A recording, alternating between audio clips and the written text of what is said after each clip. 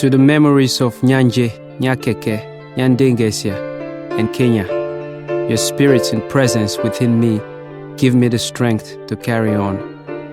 To all the children of Sierra Leone who were robbed of their childhoods.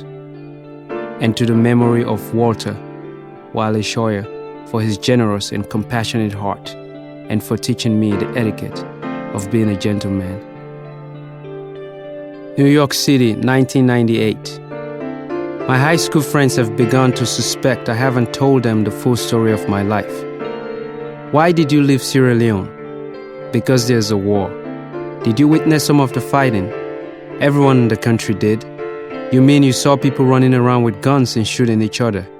Yes, all the time. Cool. I smile a little. You should tell us about it sometime. Yes, sometime. Chapter 1. There were all kinds of stories told about the war that made it sound as if it was happening in a faraway and different land. It wasn't until refugees started passing through our town that we began to see that it was actually taking place in our country. Families who had walked hundreds of miles told how relatives had been killed and their houses burned. Some people felt sorry for them and offered them places to stay, but most of the refugees refused because they said the war would eventually reach our town.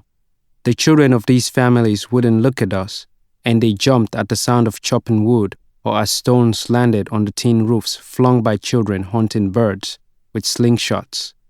The adults amongst these children from the war zones would be lost in their thoughts during conversations with the elders of my town. Apart from their fatigue and malnourishment, it was evident they had seen something that plagued their minds, something that we would refuse to accept if they told us all of it. At times, I thought that some of the stories that the passers-by told were exaggerated.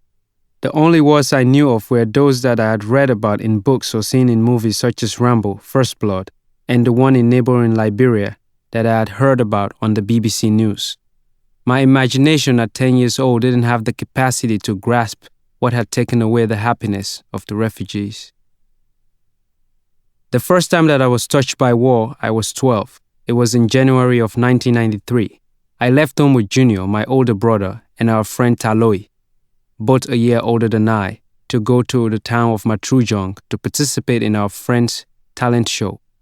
Mohammed, my best friend, couldn't come because he and his father were renovating their thatch roof kitchen that day. The four of us had started a rap and dance group when I was 8. We were first introduced to rap music during one of our visits to Mobimbi, a quarter where the foreigners who worked for the same American company as my father lived. We often went to Mobimbi to swim in a pool and watch the huge color television and the white people who crowded the visitors' recreational area. One evening, a music video that consisted of a bunch of young black fellows talking really fast came on the television. The four of us sat there mesmerized by the song, trying to understand what the black fellows were saying. At the end of the video, some letters came up at the bottom of the screen. They read Sugar Hill Gang, Rapper's Delight.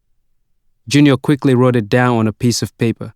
After that, we came to the quarters every other weekend to study that kind of music on television. We didn't know what it was called then, but I was impressed with the fact that the black fellows knew how to speak English really fast and to the beat. Later on, when Junior went to secondary school, he befriended some boys who taught him about foreign music and dance. During holidays, he brought me cassettes and taught my friends and me how to dance to what we came to know as hip-hop. I loved the dance and particularly enjoyed learning the lyrics because they were poetic and it improved my vocabulary. One afternoon, Father came home while Junior, Mohammed, Taloi, and I were learning the verse of I Know You Got Soul by Eric B. and Rakim. He stood by the door of our clay brick and tin roof house, laughing, and then asked, "Can you even understand what you're saying?" He left before Junior could answer. He sat in a hammock under the shade of the mango, guava, and orange trees and tuned his radio to the BBC News.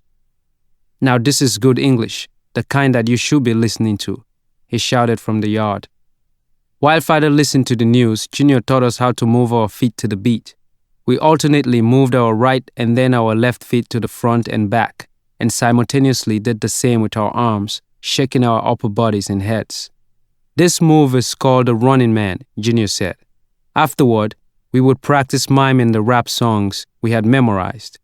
Before we parted to carry out our various evening chores of fetching water and cleaning lamps, we would say, "Peace, son," or "I'm out," phrases we had picked up from the rap lyrics. Outside, the evening music of birds and crickets would commence.